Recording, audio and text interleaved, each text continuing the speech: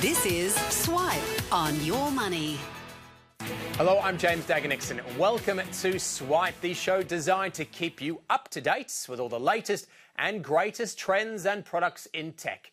Innovation has always been an absolute core attribute, and in fact many of the innovations which we've released to market have now become industry standards. Who knew the little camera on your phone would completely change the way we communicate? We talked to Snapchat ANZ head Catherine Carter about the company's latest innovations. Plus, a look at some of the best video games that you can get your hands on. Firstly, though, have you heard of Snapchat? Well, with more than 187 million daily users this year, it seems it's about time you should. With a heavy application of AR technology, the app allows people to send fun and creative photos and videos to their friends and loved ones, as well as letting brands create and distribute short-form content. But this social network is different to the rest. You only use it on your mobile. Well, we spoke to Snapchat Australia and New Zealand head Catherine Carter for a look at the business. Catherine Carter, really appreciate you joining us today. 2018 rapidly drawing to a close. From Snapchat's perspective, what kind of year has it been?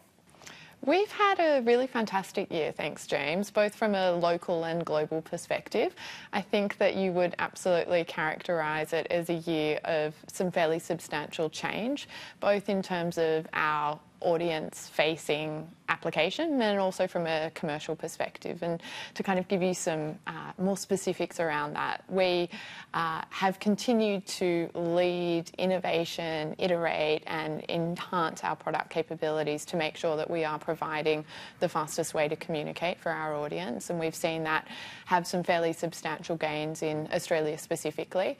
And then if you focus on the commercial side of our application, which is where we predominantly make our revenue through advertising, we've had a fundamental transition. So we've moved our business from what was an automated business into a auction-based business, so functioning within our self-serve environment, which has been a pretty seismic shift for us at a global and local level.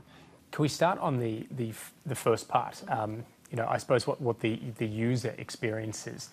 How much change from beginning to now has there been, and how critical and how closely is innovation and thinking about what next at the heart of what you develop essentially on the platform? Yeah, absolutely. I don't have any influence over the actual, innovation or platform design in itself. I am, however, incredibly proud to work for a platform where innovation has always been an absolute core attribute. And in fact, many of the innovations which we've released to market have now become industry standards, which we're seeing across the way that people are communicating. So be that we're giving people a platform to be able to talk with pictures and communicate to their close friends and families, or be that in the way which we're setting trends when it comes to brands being able to connect with their audiences as well. It might seem like a bit of a simple sort of question, but what is the aim of it? We have a myriad of sort of, choices when it comes to the platforms that people can use. At its heart, what is Snapchat aiming to provide, aiming to do?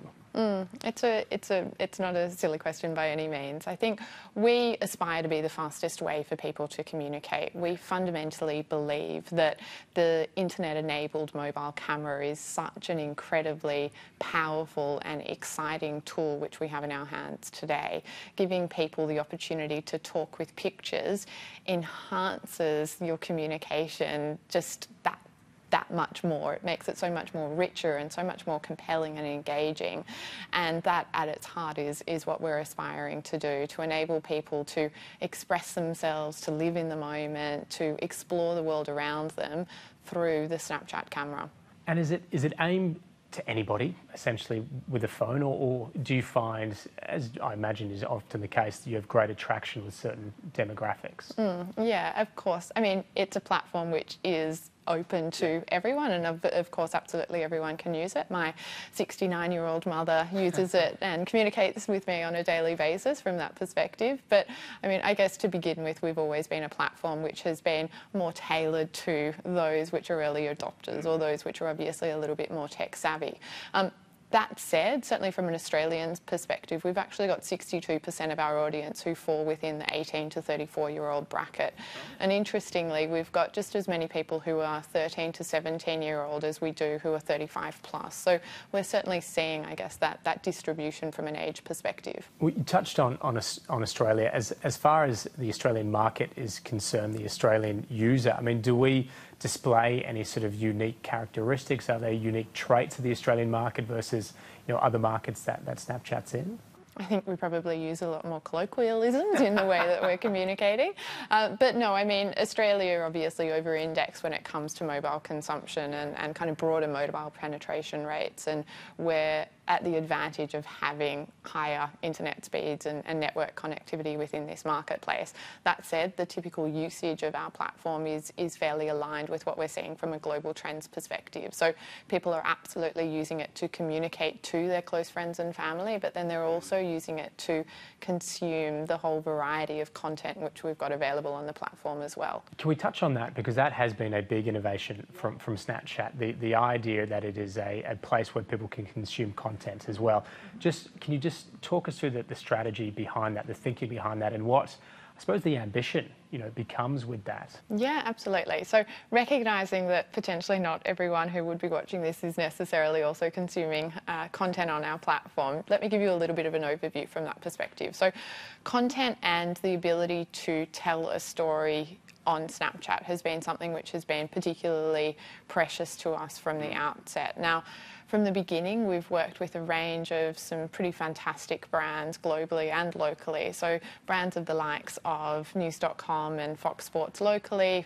Globally, we've got partners such as Vogue, The Washington Post, The Economist, The Wall Street Journal, and they're recognising the ability to tell the news that they feel needs to be told, but it's told in a Snapchat way. So it's heavier use of graphics, of images, of questions. The pace is much faster. Since then, we've also kind of expanded into what we're calling Snapchat shows. So this is made for mobile TV style content, again, told for today's mobile generation. So the breadth of the content which is available on the platform is particularly exciting from obviously an audience perspective, but then it also really helps inform our commercial strategies and how it is that we can help deliver brands some really relevant and engaging opportunities as well. How important is it providing that sort of an opportunity for brands, particularly to connect with the user, the end user, when it comes to Snapchat? Because trying to find different avenues towards consumers is a challenge in itself. Absolutely, and I think that brands have recognised that and recognised, obviously, that people's consumptions are changing, particularly when you're talking about an 18 to 34-year-old audience. And if you've got a platform in this market where you're able to reach 6 million of them on a monthly basis, you start to understand that there's some real scale behind the opportunity to connect and engage with this audience in a really personal and powerful way. Snapchat's also a really playful platform. It's very positive. It's about expressing yourself. It's about being authentic. It's about being in the moment. And there's a real sweet spot for brands to be able to intersect that moment as well. And do you find that is also, and this gets to the second point that you made mention at the beginning, the sort of monetizing side of it, are you finding a growing awareness within this market of the opportunities that advertisers, that brands can find on a platform like Snapchat? Yeah, definitely. So we'll be coming up to our third year in market next year when it comes to commercialising the platform. It's been long, has it? I know. Well, we're only kind of 7 years old from a platform perspective. So I think people forget how young we are and how far we've come in that amount of time. And I'd suggest that we're only just beginning when it comes to really harnessing the power that the platform has from a brand perspective. This year, to your earlier question around 2018, has been around getting the fundamentals right. We have transitioned our business across many different facets to make sure that we're really set up for success and the ability to scale in the future. So I'm particularly excited about what 2019 will bring, given that we've got all of those foundations in place. We've got an incredibly strong team locally. We've got some fantastic support from Australian brands. We've got a growing audience in this marketplace, and the opportunity to combine all of that and start telling our story in market and really kind of showing the proof points that we've had where we've been able to deliver genuine business results for our clients is something which I think is incredibly powerful for our community. And in terms of a point of difference, you know, how central to being able to display use cases does that form in terms of, you know, differentiating yourself in what is a pretty crowded marketplace when it comes to these platforms? Yeah, absolutely. We're very cognizant of the fact that people obviously have a huge amount of choice when it comes to how it is that you're spending your time and how it is you're communicating with your friends and how it is that you're consuming content. We don't believe that it's a zero-sum game from that perspective, provided that we're able to continue to deliver a platform which people are turning to multiple times a day to communicate to their close friends and families in a really authentic, engaging, joyful way. We're very optimistic about the future. Well, we can't wait to see what 2019 has to bring for Snapchat. Catherine Carter, do appreciate you joining us. Thanks so very much, James. Thank you. Do you feel like you've watched just about everything on offer on Netflix?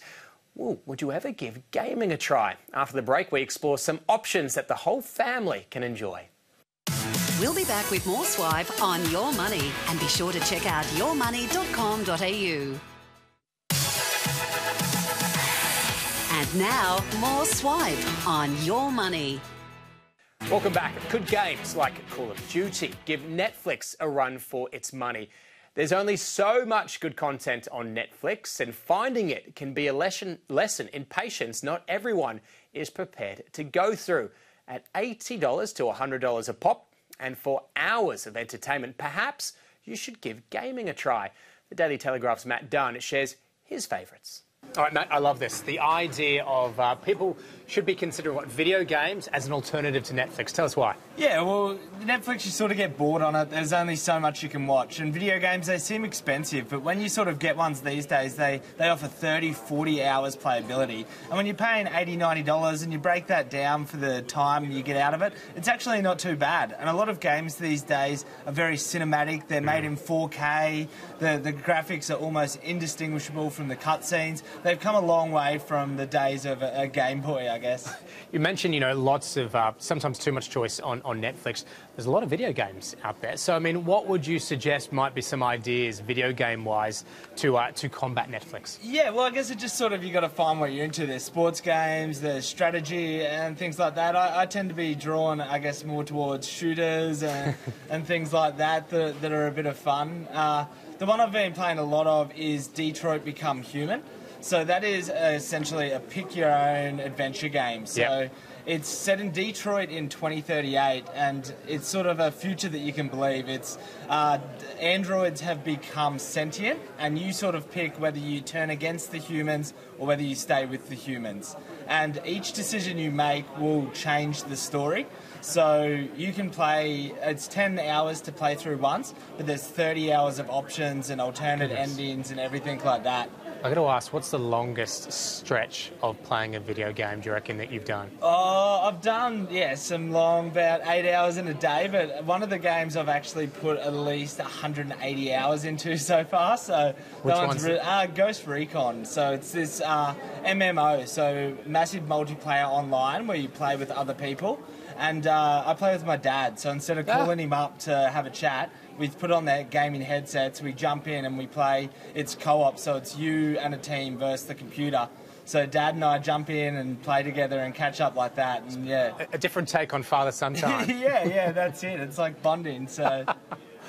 What about some other ones? Any other sort of games out there you reckon people should maybe give a try? Give a go? Call of Duty, yes, obviously, is just out. And what's interesting about that is they've completely gotten rid of the campaign mode in that. So they've scrapped that and it's just purely online. And what they've done is they've introduced a new format which has been popular with Fortnite and PlayerUnknown's Battleground, where it's a battle royale, last man standing. So 88 people are dropped into the Call of Duty map, and then basically you keep going until you die.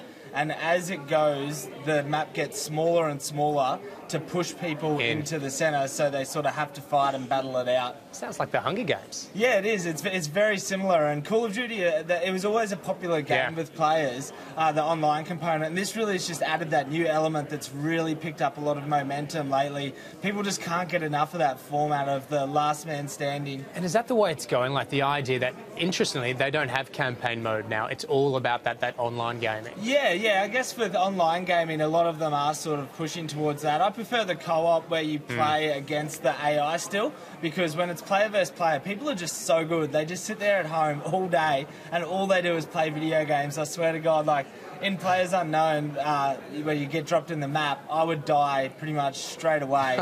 And you die, you're out of the game, and it's a little bit unfair. So I mean, I like to play the ones where I can play the computer and actually have a chance. Now, I know you said you like the sort of shooter-up ones, but any that aren't quite so violent that people might want to check out? Spider-Man, family friendly. I've been loving it. So it's just been released. It's a PlayStation 4 exclusive, and they've really nailed the dynamic of what it feels like to be Spider-Man. So you sort of fly around New York skyline, web slinging, and you fight enemies, and it's made family friendly. So you'll fight someone on a building. If someone gets knocked off, they don't just fall to their death.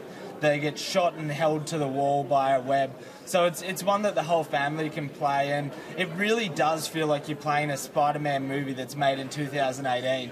It's super impressive, and the storyline hasn't been explored in a comic or in a movie before. So it's sort of this fresh take on something that people are really familiar with. Are we seeing that more and more, as opposed to just, you know, the old Street Fighter games or, you know, war games, that they're actual plot lines in these sorts of games? Yeah, so they're getting a lot more cinematic. A lot of them now are made in 4K, which they just look brilliant, and the cutscenes can't be skipped, which is a little bit annoying sometimes if you die, because you have to watch the same cutscene again. But at the same time, I can see it because they've put so much effort into making these games feel like they're movies, feel like they're like very interactive, and I guess, you want to not skip it. And then as the game goes on, like, I've gotten really sucked into the storyline of Spider-Man and stuff like that. You know, we sort of started off talking about it as an alternative Netflix, almost in a joking way, but it's not, is it? I mean, this is an increasingly popular pastime for, well, you mentioned, not just kids, your dad's playing as well. Yeah, my dad's playing, and the Detroit Become Human, the one I mentioned earlier, I got my girlfriend into that, so she's not a gamer at all. But because it's quite simple, a game like that, the dynamics are, it's not a lot of moving and hand-eye coordination. It's more just doing simple tasks and selecting where to go. And she got really sucked into that. And I think that now more than ever, there's games for everyone out there that you can sort of find. I'm imagining Christmas time at the Dunn household, everyone's just playing video games around the turkey. Like that. And what's interesting too is PlayStation and Sony have both done it lately, is they have a sort of a Netflix service where you pay an annual fee and all of their exclusive titles are delivered on that. Plus there's a lot of old games that you can get. So for a set fee per year, you have access to every Xbox exclusive that comes out, every PlayStation exclusive, plus old classic games that you may have forgotten about. You just go into the library, download them, they're on your system, and it's as simple as that. Coming up next, a look at what's in store come 2019. We'll be back with more Swipe on Your Money, and be sure to check out yourmoney.com.au. And now, more Swipe on Your Money. Welcome back. Well, if you think 2018 has been a big year for tech, just wait for what comes next. I spoke to the tech guide Stephen Fennick for a look at new technologies set to take over the world in 2019. Stephen Fennick, really appreciate you joining us today. I'm excited about this because we're going to crystal ball into 2019 and talk about what we should be expecting, what we're going to be looking at as far as the top tech trends for 2019. Yep. Talk us through it. Yeah, well, I think we need to look out for 5G, which is, we've sort of already hearing a little bit about 5G, and I think some of the telcos are already making noises in that area. And also I think like AI in the home with IoT devices as well, and looking into perhaps even into the smartphone space, looking at the first foldable phones next year. Let's start there, because this got people very excited. I mean, for a while now, we've just seen improvements on existing smartphones. You go, how much more can you do? Yeah. But this is big. I mean, and this was Samsung, right? Were they the first ones to come across with this idea of a folding phone? That's right, yeah. They had their developers conference a couple of months ago, and they unveiled their Infinity Flex display. We've heard of their Infinity display, but the Infinity Flex display was a whole new proposition with the potential for a folding device. And the way that they were describing what their vision of a folding phone would be would have a small screen on the front, which would be your immediate screen to make your calls, your messages, but then you open it up and you've got this 7-inch display for your content, for multitasking. So that technology we're going to see definitely in 2019, and Samsung are already in the race with that announcement, but I wouldn't be surprised to see like a Huawei or an Oppo or these other brands also sort of entering that space, because I think it's going to be the big change that we've been waiting for. Like smartphones, since the iPhone it's 11 years old, I think we're kind of seeing, as you said, it's looking the same. This is the step change that we need to really take it into a new direction. I've got to say, I'm an unabashed fan of large screens. I like them, be it on the phone, the television, whatever. Me too. Go big or go home, I'd say. That's exactly right.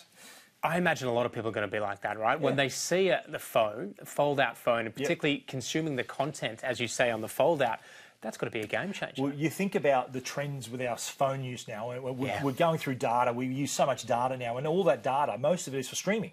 So we were enjoying our content, our music, our video. So you just imagine getting on the train, you've got an hour journey home, you just fold out this beautiful device and you've got like a tablet-sized screen there for you to watch your shows or whatever you want to do, or play your games or whatever you need. So that's exciting. I'm probably thinking that's probably the second half of 2019. There's a few phones, I think, that'll be released in their usual form factor. I can't see Apple doing that next year. Perhaps Samsung. I think Samsung definitely in the second half of the year, but the latter half of 2019 is, I think, when that's going to start.